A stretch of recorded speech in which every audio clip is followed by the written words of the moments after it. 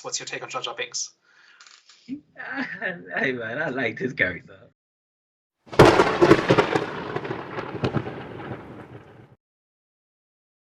Hello everyone, welcome back.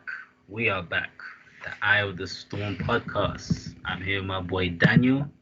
Hi. Guys, we're just gonna get straight into it. Actually, before we even get into it, Daniel, do you want to introduce what today's discussion is about? So this is the fourth episode in our series Have You Seen, in which one of us has seen a movie recently for the first time and the other is very familiar with it. We just finished the original trilogy of Star Wars, and now we're moving on to Star Wars Episode 1, The Phantom Menace.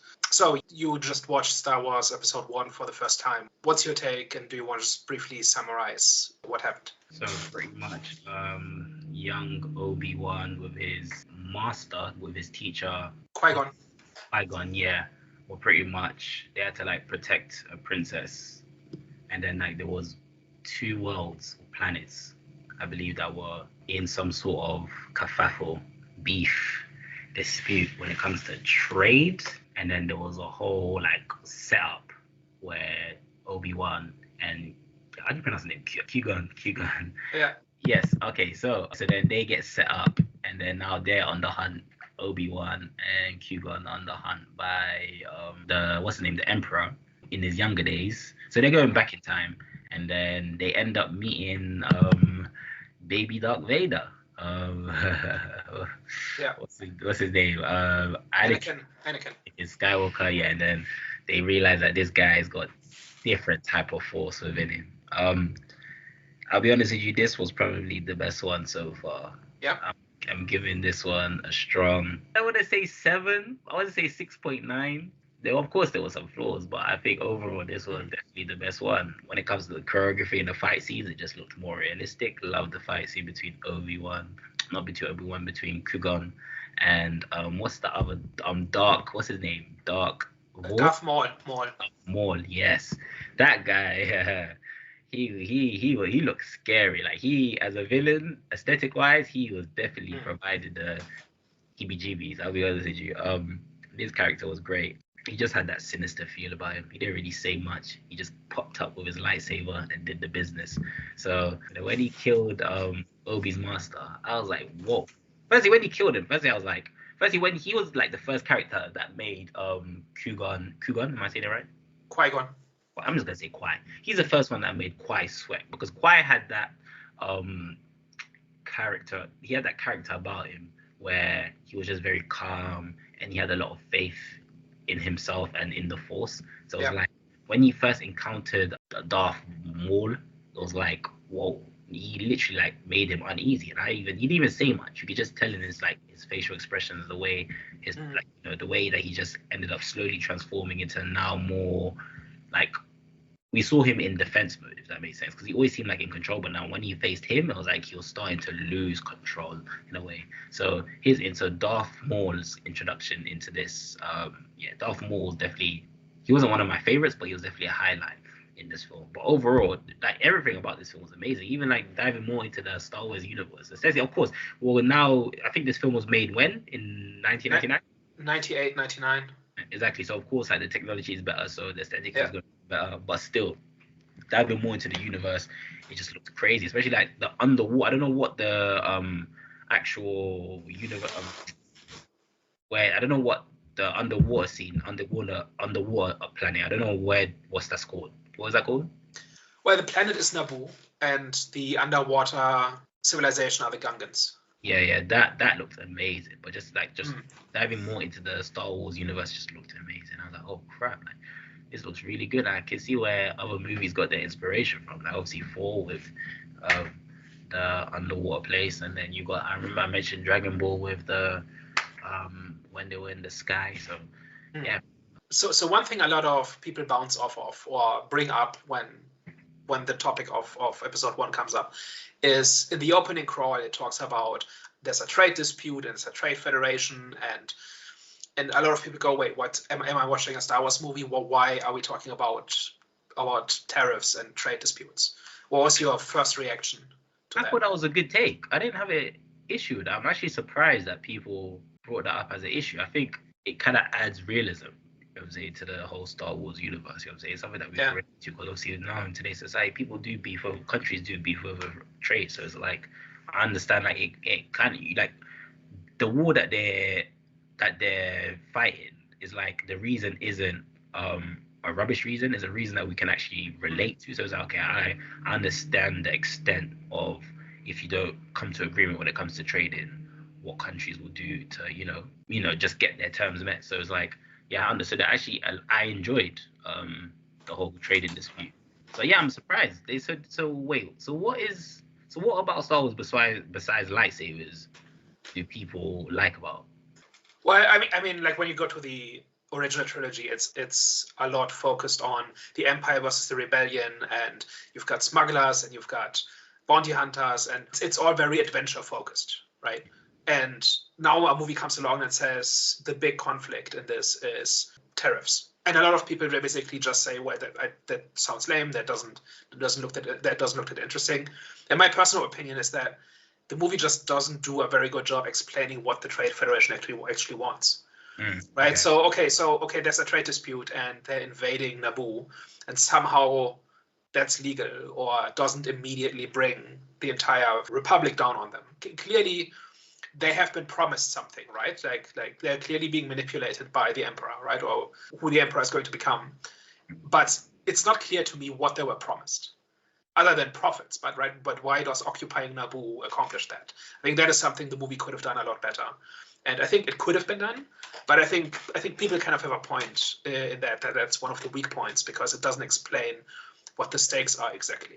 Well, I think I wouldn't say self-explanatory, but like, we know the importance of trading, right? And we know that the kind of like disruption it can bring to when it comes to world peace. Like, obviously, if like things are not pretty much met in terms of like terms and conditions or amongst countries, that could literally like potentially start a war. So, but I mean, there's usually some specific demand, like access to a market or lower tariffs or something, right? Or cheap access to resources or something. Like there's like throughout history, there's a bunch of different ways this can go. Like wars have been fought over access to markets, for instance, or getting access to some important port or whatever. But none of that seems to be, like, none of that is mentioned. I think if they had just said Naboo sits on the most important trade route, and if we control that, we control all trade into the galactic core or whatever. I think that would have been enough. But even that is missing from the movie. I was gonna say, does it have to, like, does something specific have to be named? But now that you say that, it kind of does make sense why, it wasn't really fleshed out, right? Because it's like what they actually in dispute over. I get what you're saying. Yeah. I mean, I don't have a problem with, I actually quite like the opening sequence, where I think that's kind of the only time we really see, or at least so far, that we really see Jedi just doing their thing, right? In a way that is not fighting the bad guys. Right, we kind of get our first glimpse at what the Jedi are like at the height of their power. And it actually made me realize as well how much sacrifice you need to do to become a Jedi. Like, especially the scene, I think what kind of solidified that for me was Anakin leaving his mom at such a young age. Like, whoa. Of course, like, throughout we see, we see how kind of like the Jedi are treated like some sort of like superheroes, right? But it's like, I don't think we've kind of like seen pretty much how much they need to sacrifice. I don't think that's really been highlighted in the movies, but this one, I think that kind of solidified it. It's like, okay, yeah, even though they are treated like kings, it comes with a price. And obviously for Anakin, it was his mom. So I was like, damn. Yeah, so speaking of the Jedi, like in the original trilogy, we didn't really see the Jedi as an institution, right? There were two survivors, and they were trying to keep the code alive and the ethos, but we didn't see the institution. And here we do a little bit, right? Not a lot, but we see the council, for instance, and we see Qui-Gon be a teacher to Obi-Wan, and the two have disagreements about how to implement the Jedi code and stuff like that. Yeah. What was your takeaway on that? I think it was mainly from Yoda's, like what Yoda was saying about Anakin. I think that's what I kind of like took away as the highlight from seeing their council, because it was like, oh damn, like Yoda could already see the darkness in, not darkness but fear in Anakin. So it was like, when you look back in the movie, it's like, now I understand why he was so reluctant when it came to Luke leaving or even training Luke in the beginning, because it kind of all falls in place now. And it's like how Dark, how Yoda was right all along about Anakin, even though he was young. And it's like, why the hell was Yoda doing that? But then you remember, like, oh, this little kid becomes Darth Vader. So it gets you kind of like more interested. For me, it gets it more interested. I'm like, I want to see now episode 2, because Yoda was right all along. Even the Master vouched for Anakin, and it cost him his life. And it's like, damn, he literally, he was the vehicle. He was literally the potential like downfall or the destruction of their planet or their world, or just the worlds in general, because obviously Darth Vader ends up doing the madness. So yeah, in terms of the council, there wasn't really anything besides Yoda's foreshadowing of Anakin, which stood out to me. But it just seemed like a normal council that gives commands and instructions. Yeah, I think a lot of it is between Qui-Gon and Obi-Wan, right? Where they are both experienced Jedi. Like even Obi-Wan has been doing this for years, but they have different ideas of how they should be, how they should act, and what the right way to be a Jedi is, right? But we see them discussing like the rules and what to do in specific situations. Well, I had a question. What was the midichlorians? They said that's how Anakin was.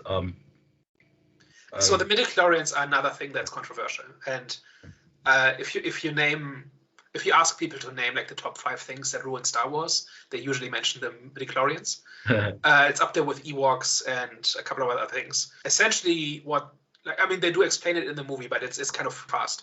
So essentially, the midichlorians are these microscopic organisms that live in all living things, and they kind of mediate between the Force and people. So the more midichlorians you have, the stronger your connection with the Force is.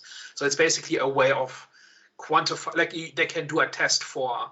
So in the original trilogy, people kind of had a more mystical understanding of the Force, right? They had visions, they had premonitions, and they would look at somebody and say, "Oh, this person is strong in the Force," or "I sense their presence," or whatever.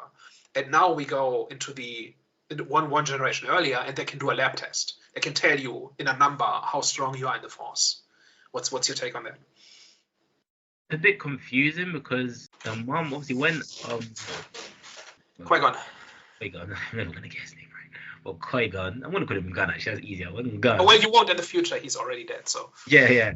But when you asked, obviously, Anakin's mom who the dad was, he was saying he doesn't have a dad. So that's why I was a bit confused. Obviously, down the line, ends up saying obviously he was kind of produced by midichlorians. I'm like, wait, so yeah.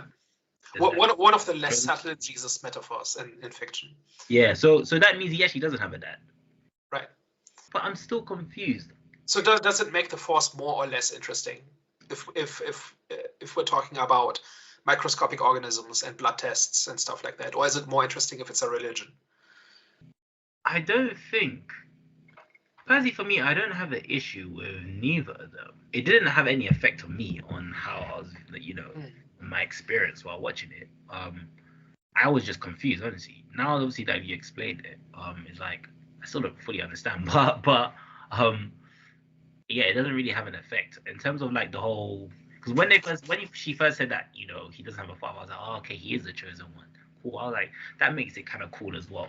But then now that you're saying there's some sort of scientific, reasoning behind obviously Anakin's conception is like cool. Well, it's not just his conception about that the midichlorians are the reason why he's strong in the Force, and the lab test says he is the strongest Jedi alive, or has the potential to be the strongest Jedi, simply because the midichlorian number is higher than Yoda's or anybody else's. So in the originals, it's all very mystical. It's all very intuitive. Well, the chosen, I did like the whole chosen one concept, because when he doesn't have a father, I was like, oh, okay. And already we saw glimpses of Anakin's greatness already, so I was like, this kind of makes it a bit more fun, the chosen one. I always like the whole golden child concept when it comes to movies, but in terms of like it being science, like having the whole science element and the whole religion element, I don't have an issue with it. But did people have an issue with it? Did you ever? A lot of people do. Oh wow! What the hell is good? Mostly because it changes how the Force is presented, right? It goes from very very internal, very mystical, very spiritual to there's an objective number to describe the Force. And a lot of people don't like it. Personally, my personal take is I like it because it says a lot about the Jedi in this time period. Because it makes sense that the Force has, like, people have a very intuitive understanding of the Force, right? It's something they feel. It's like it has to do with their experience. And so it makes sense that it's kind of gets started as a religion or as a spiritual practice. And it also makes sense that as the generations go on and the Jedi exist for hundreds and thousands of years at the center of power, and they are this institution with all the resources, it kind of makes sense that their understanding of the Force becomes more systematic. And then when the institution is destroyed, the understanding of the Force becomes more mystical again. So in the Imperial era, it makes sense that the surviving Jedi don't have access to midichlorian tests, and they don't have access to all this knowledge and the records, but their interaction with the Force is scaled back to their personal subjective experience. And that's where it becomes more mystical. So I actually really like that. It's also not a huge part of the story, right? I think it creates some plot holes. Like, it does mean that you can just test everybody in the galaxy for whether or not they have the Force. And there should be no such thing as a hiding Jedi, or, like why does it creates questions like, why does the Empire not run midichlorian blood tests at every starport, for example, to find the Jedi? Like, they don't do that in all the different stories. Like, there's a whole bunch of different stories about Jedi being hunted down by the Empire during the Imperial era, for instance, and the midichlorians never come up. In large part because those stories were written before the midichlorians were created. But like, it does create, I think, some plot holes, but not in this movie, I don't think. And I think it's a nice way of showing that the Jedi are not the same in this era compared to how we knew them in, after being in exile for a generation. Yeah. And but I feel like that's kind of like a rubbish reason to. Obviously everyone has their personal preference, but the whole notion that because this was like a mystical Force that now obviously is kind of ruined because it can be measured. It's like, nah, that's not that, like, who says that number can't grow? Like, even like in Dragon Ball, right? Only certain, only the special ones was Super Saiyan, right? Like, what was, a specific civilization, right? I forgot what they were called, but only they were, could become a Super Saiyan. Only a few of them could become a Super Saiyan, right? But it was still energy that could be measured down the line, which we ended up finding out. So it was like, no one had an issue with that as well. So I don't know why they have such a big issue with, it just can pretty much be, it's just systematic. I don't know why the whole systematic element is something which they do not like. It is ruining for them. I don't get it. It does change the tone and feel of the story, right? It changes something from something mystical to something scientific. And I understand having an issue with that. I just don't think it ruins. Like, I think there's more upsides to it than downsides. But it could still be mystical, though, because imagine if they're measuring a number that goes above 20,000, and then there's a scene where it's like, how the hell is this possible? You know what I'm saying? So it's like, that could still add, that could even amplify it. It still adds to even more. It could even add to the mystery, because I imagine if someone goes above 20,000, it's like, whoa, who the hell is this? Who the hell is this guy? Do you know what I'm saying? That adds more to the mystery. So. Yeah, I agree that it doesn't ruin it, but I can kind of see how it feels like it's being changed for no good reason, right? Like plot-wise, they could have, like, Qui-Gon could have just looked at Anakin and felt how strong in the Force he was, right? Like from a the reason the midichlorians are introduced in this is to give them a reason to take Anakin with them, right? But they could have just said, "Oh, I've never felt somebody so strong in the Force. Let's take him with us," and then show him to the council, right? So from a plot standpoint, I think it's really redundant. But yeah, like, it's like, for me, it's not a huge deal, but a lot of people will cite it as something that was not a good idea. Well, question: how do you feel about Darth Maul? Just in general, or just in general? Do you feel like he got killed off sooner? Do you think they should have developed his character even more? Or? So I think he serves his purpose in this story. Okay. Right, he shows that, like, we get a glimpse at a different dark side user, right? And he is different from Vader, and he's different from the Emperor. And so that was like at the time that was the third evil Force user we had seen. And yeah, the double bladed lightsaber is a gimmick, but it's fine, right? It's a nice addition to the world. And I think he's not supposed to have a whole lot of character, right? He's just supposed to be. It's supposed to show like he's the product of.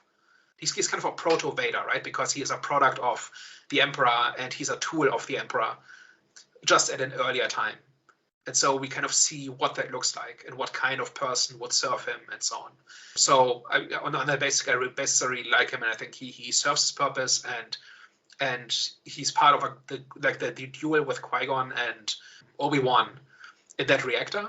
I think is one of the great scenes that really that is really iconic and really stands out in this movie, I think.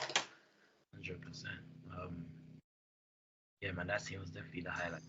I'm just a bit confused. I'm just like, even when I saw the IMDb rating for this film, I was like, whoa, like what the hell is going on? Even though like I don't really take, that's a lie. Any film under 5 when it comes to IMDb ratings, I'm a bit skeptical of. But films above 5, I don't really care. Like, so IMDb ratings don't really affect me that much, but they are a bit of a guideline in terms of type of films that you're going. But when I saw that the IMDb rating for this film was like 6 points, I think it was 6.6. I think it was out of the ones that I watched, I think it was the lowest. So I was like, whoa, like, damn, I'm surprised. I was surprised, and like hearing like the reaction, the universal reaction when it comes to this film, it's a bit surprising. I don't really see like, I'm just confused how.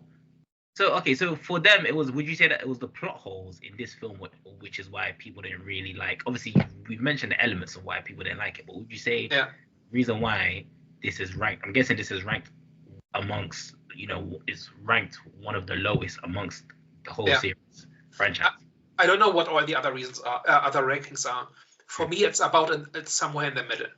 I think it has some serious problems, but it's also not among the worst. Actually, the next movie, Attack of the Clones, is more, I think, for me, the second worst Star Wars movie. And we can talk next week about why that is and whether you had the same experience. I think this movie, first of all, I think it's part of the prequel era. And so a lot of people, I think, first of all, I think they are quite poor movies in terms of how they're made.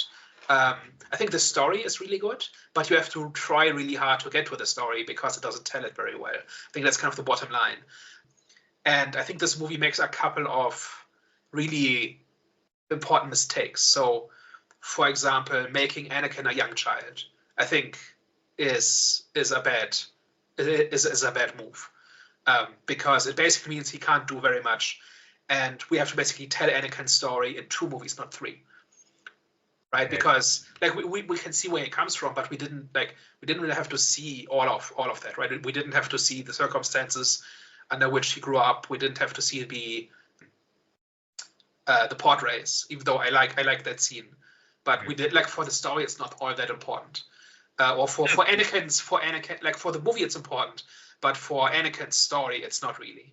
So maybe you will have a different outlook on this once we've done all 3 movies in the prequels. I was gonna say, do you think that those was important, because those scenes kind of show like glimpses of his greatness? And I mean, it's not nothing, right? But you basically, like, he becomes a Padawan at the end of this movie, and then his entire journey as a Jedi starts in the next movie, right? So and basically one of the complaints is that gets quite rushed. So, and I think that was really unnecessary. Like if I could redo the prequels, I would start it at a point where he's an older teenager, and maybe he's like a freighter pilot, or he's a smuggler, or someone who is using his Force talents to survive, but isn't a Jedi, and then he's discovered maybe or something. But he's more of a complete person at this point. Whereas here it feels a bit like a prologue.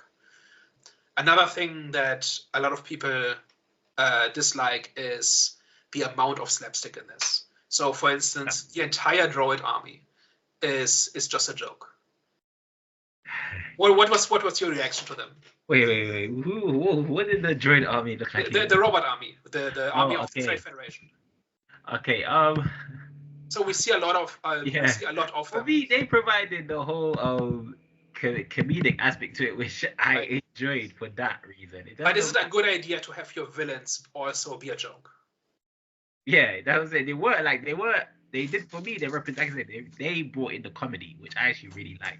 In terms of the whole threat, in terms of like if they were also supposed to provide the whole fear factor element of these are some serious guys, then no, they didn't really provide that for me. But in terms of like the whole, like I said, in terms of like comedy and the whole comedic value, they definitely did their job. Like for me, those were like one of the funny encounters, especially the encounter where they told I think it was it Obi-Wan? So Obi-Wan and his master when they were with the princess, and then I think they told him to stop. I forgot the line that the robot said, but you know which I'm talking about, where they told him to stop, and then he was saying something like, "Oh wait," or something like that. I forgot, but then that scene was hilarious for me. But sure, but so that's subjective, right? It's not my favorite kind of comedy, but it also kind of diffuses any threat that comes from them. Right, they're already cannon fodder, right? And I think it kind of like that the Trade Federation has a droid army, right? They don't have an army full of soldiers; they have an army that is manufactured and purchased, right? And so I think that is a good piece of characterization, and it kind of makes sense that like individually each droid is really weak and kind of pathetic, but there's millions and millions of them. There will always be more, right? So I think like also remember that this is the first time that a new antagonist came up in Star Wars, right? Up until this point, it was all the Empire all the time, and now we have a new enemy, and they're jokes. Okay, I will agree with that because they didn't provide no threat whatsoever. Like I said, for me, also they provided the comedy. But now that you think, because I was actually gonna say, was that the intention? Because I didn't know like Star Wars was known. Well, it was the whole incorporation of comedy, was that intentional or? Well, I mean, they put those jokes there on purpose, right? But I think in the original trilogy, the jokes were kind of on the sides for the most part, right? It was like C-3PO fussing around, or like aliens doing weird things in the background. For the most part, it wasn't part of the main, like it was never center stage, right? The Ewoks are controversial precisely because they bring the comedy into the main story, but like the general tone of the original trilogy I think can be described as kind of pretty serious melodrama and space opera in the center, and then there's comedy in the margins. And here we put the comedy right at the center. And it's not just the droid army; it's also the Gungans. What did you think of them? Jar Jar Binks. What's your take on Jar Jar Binks? Hey man, I liked his character. He didn't really provide no issues for me. It was a bit hard understanding him sometimes, but I'm just so confused. You didn't like his character as well? I'm just really confused why. So would you say people not liking obviously the robots and the Gungans, whatever they're called, the Jar Jars or Gungans? Yeah, the people are the Gungans and Jar Jar is the character. People didn't like Gungans as well. So here's the thing. They are also a joke, right? They talk in funny accents. And the prequels are kind of full of really old-timey racist caricatures, right? Like the Gungans talk with like black accents from like the I don't know what era, like mid 1800s, right? Like they're fresh off the plantation. There was certain accents in house thinking, wait, what's going on? The Trade Federation talks with like stereotypical Chinese accents. Like the shifty merchant types have Chinese accents. Like come on, right? It kind of falls like it's all like I think individually enough this ruins this, but you have the droid army, which is a joke, and then you have the Gungans, which are this weird caricature, and then you got Jar Jar that's really central to the plot, who was constantly just tumbling like stumbling around and tripping over his own feet and being a general idiot. But I think he's much worse than C-3PO in the sense that his antics are much more central, and he also contributes very little. Right, with C-3PO, that's more more of a detail, and he also contributes useful things. So the jokes don't overstay their welcome as much. With Jar Jar, it's all nuisance all the time. And then you've got the Gungans, and then you've got the droid army. Like it's all a bit too much. Okay, yeah, okay. So I see where you're coming from in terms of like, there's no, it kind of went overboard with something which, like you said, was pretty much on the sides. You know what I'm saying?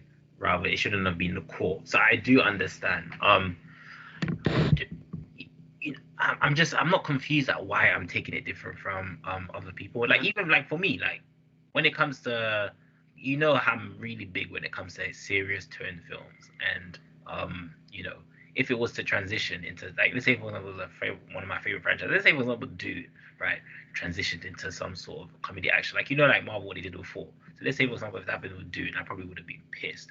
But I don't know why, for some reason, I didn't necessarily have an issue with the slight transition of having from starting off with such a very serious tone and having some comedic parts to it, until now is like, okay, you can feel there's a very heavy tone of comedy. I don't know why. For me, it just worked. I do agree that the threat wasn't as strong from, the freaking robot army, but I think that threat for me was, I was satisfied with Darth Maul. That's why I'm probably not as as worried about the robots. For me personally, I didn't even know the robots were like the main threat. I thought it was mainly Darth Maul.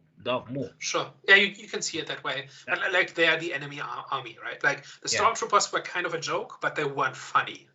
Yeah, right? They were not a threat really, but they weren't like tripping over their own helmets. Yeah. Right? Like they were not a joke. Yeah, I agree. So there's actually a fan edit of this movie that just takes out all the jokes, and it's a much better movie. Like the Gungans talk a lot less. And the droids specifically don't talk at all, and it makes them kind of this faceless, sinister army that has no humanity at all, and it makes them very menacing. Like even though they look the same, but the fact that they're not talking makes them a whole lot more menacing, and it's got a completely different vibe to it. Like ultimately, this is a taste issue, and I think it's also a little bit different because this is not a war story, right? Like this is kind of the prelude. Like we can see that pieces are being moved into position, right? And that people are being manipulated, and that the Emperor is kind of moving in the shadows, right? But the conflict has not really started yet. Whether that's a good idea to spend an entire movie on that is a different story, but maybe that's why the comedy is not as jarring as it would have been in Empire Strikes Back or something. I hear what you're saying. Well, yeah, I'm just interested to see the next film, to see what actually happens. Like you said, it's the start of Anakin's Jedi journey, so yeah. Yeah, so next episode is episode 2, Attack of the Clones.